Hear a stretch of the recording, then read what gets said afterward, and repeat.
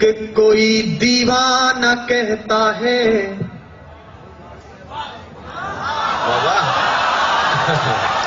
अरे दाद देनी है, खाज नहीं देनी है। सुनेगा, मस्ती के साथ सुनेगा। इसका वॉल्यूम बढ़ा दो भाई, मेरा कम है। कि कोई दीवाना कहता है, कोई पागल समझता है। नौजवान दोस्त मेरा साथ दें। मैं समझ गया कि तुम हो। कोई दीवाना कहता है, कोई पागल समझता है, मगर धरती की बेचैनी को बस बादल समझता है। मगर धरती की बेचैनी को बस बादल समझता है। मैं तुझसे दूर कैसा हूं, तू मुझसे दूर कैसी है। अब दिल धड़के तो उसे तालियों में बदलना।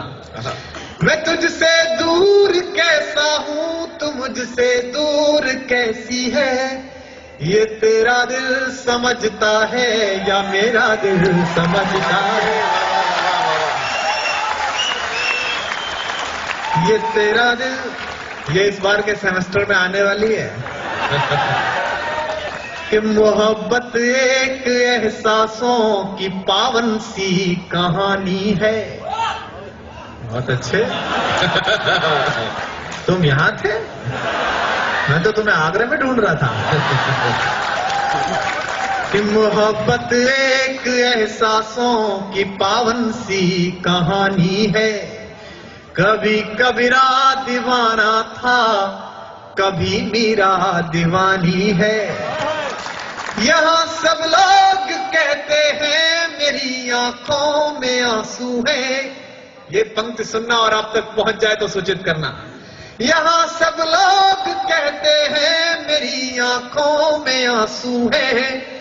जो तू समझे तो मोती है, जो ना समझे तो पानी है।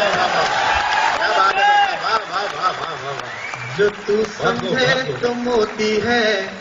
और एक बात और ध्यान से सुनना, आप उस दौर में हैं जब आप विशिष्ट हैं। जीवन को इस तरह जीना कि कोई मिले कभी तो खुद से नजर मिला सको। गालिब ने कहा, ये गालिब का शहर है दिल्ली, किसी से मिलने पर शेर सुनना बड़े शायर का। मत पूछ के क्या हाल है मेरा तेरे आगे, मत पूछ के क्या हाल है। मैं आरईसी में पढ़ता था, एक सेमेस्टर छोड़कर भाग आया और यहाँ पढ़ा रहा हूं क्योंकि मुझे लगा it's better to be a good poet than a bad engineer. अब तो मैं अपना ही भविष्य बिगाड़ रहा हूं, तब तो मैं देश का बिगाड़ रहा होता। तब पंक्ति पढ़ता हूं। गालिब ने कहा, मत पूछ के क्या हाल है मेरा तेरे आगे, तू देख के क्या रंग है तेरा मेरे आगे। क्या बात। तब पंक्तियां सुनना कि समंदर पीर का अंदर है लेकिन रो नहीं सकता। लड़कों की खास बात चाहिए मुझे इस पर। समंदर पीर का अंदर है लेकिन रो नहीं सकता। ये आंसू प्यार का मोती है, इसको खो नहीं सकता। क्या बात है। ये आंसू प्यार का मोती है, इसको खो नहीं सकता। मेरी चाहत को दुल्हन तू बना लेना, मगर सुन ले। और जो खुददार लोग हैं उनकी तालियां लहरती दिखाई दें। मेरी चाहत को अपना तू बना लेना, मगर सुन ले। जो मेरा हो नहीं पाया वो तेरा हो नहीं पाया। जो मेरा हो नहीं पाया। और एक मुक्तक और सुनिए, इसके बाद मैं कविता पढ़ता हूं। प्रेम में, जैसा गजेंद्र सोलंकी ने बताया, भारत बड़ा हिपोक्रेट देश है। प्रेम हिंदुस्तान में एक ऐसा विषय जिसमें केवल थ्योरी की क्लास चलती है।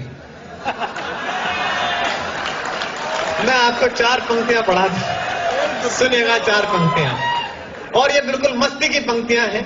बरसों प्रेम लिखने के बाद यदि आप प्रेम करें तो क्या दिक्कत आती है देश में। सुनेगा कि भ्रमर कोई कुमुदनी पर, मस्ती के साथ सुनना और मैं जो सुनाना चाह रहा हूं वहीं पहुंचना, वरना स्लिप हो सकती है बात।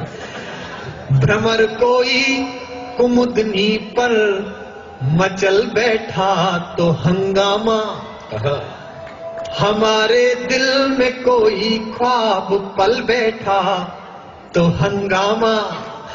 अभी तक डूब कर किस्सा मोहब्बत का। और प्रोफेसर्स की भी दाद चाहता हूं इन बच्चों के साथ। अभी तक डूब कर सुनते थे सब किस्सा मोहब्बत का, मैं किस्से को हकीकत में बदल बैठा तो हंगामा। मैं किस्से को हकीकत में बदल बैठा तो। एक प्यार की गीत सुनाता हूं, क्योंकि देखिए राजनीति की भाषा मुझ पे आती नहीं, और राजनीति की भाषा इतनी घटिया हो गई है कि हम बोल भी नहीं सकते। दिल्ली में अभी चुनाव हुए तो मेरे भाजपाई और कांग्रेसी दो दोस्त लड़ पड़े एक दिन शाम को डिस्को में। तो भाजपाई बोले काहे की सोनिया गांधी क्या किया तुम्हारी सोनिया गांधी ने देश के लिए? 2 बच्चे ही तो पैदा किए। तो भाजपाई बोला और तुम्हारे अटल बिहारी वाजपेयी वो भी नहीं हुए। वो आपस में उनकी ऐसी भाषा हो गई। तो इस पर क्या कविता लिखे? और अटल जी के लिए टिप्पणी की संदीप ने, मुझे अच्छा नहीं लगा। अटल जी 80 वर्ष के आदमी हैं, पूरे जीवन जिस आदमी को बहू नहीं मिली उसे बुढ़ापे में बहुमत मिला, ये उनकी खुद की उपलब्धि है। मुझे तो याद है अभी एक दिन अटल जी सोनिया जी के साथ सर्वदलीय मीटिंग में बैठे हुए थे, तो सोनिया जी ने कहा अटल जी ये पाकिस्तान बहुत गड़बड़ कर रहा है। आप जानते हैं सोनिया जी बहुत अच्छी हिंदी बोलती हैं। जब वो हिंदी बोलती हैं मुझे पता नहीं बातें कहां होती है लेकिन शरीर में खिल जाती हैं। तो बोली अटल जी ये पाकिस्तान बहुत गड़बड़ कर रहा है, आप इस पर हमला कर दीजिए। अभी पिछले दिनों सोनिया जी राजस्थान में प्रचार में गई तो भरतपुर में तो चित्तौड़ के राजा की जय बुलवा दी और चित्तौड़ में भरतपुर वाले की जय बुलवा दी। वो पर्चा बदल गया था। तो किसी ने कहा बोले मैडम ये तो गड़बड़ हो गई, आपने दूसरा राजा इस्तेमाल कर दिया। अरे बोले शटअप, जब मैं इटली से आके यहाँ राज कर सकती हूँ तो ये 300 किलोमीटर चल के राज नहीं कर सकता? क्या दिक्कत है इसमें? तो उन्होंने कहा कि अटल जी ये पाकिस्तान बहुत गड़बड़ कर रहा है, इस पर हमला कर दीजिए। तो अटल जी ने कहा सोनिया जी आपकी ये बात तो ठीक है। तभी वहां टोनी ब्लेयर बैठे हुए थे।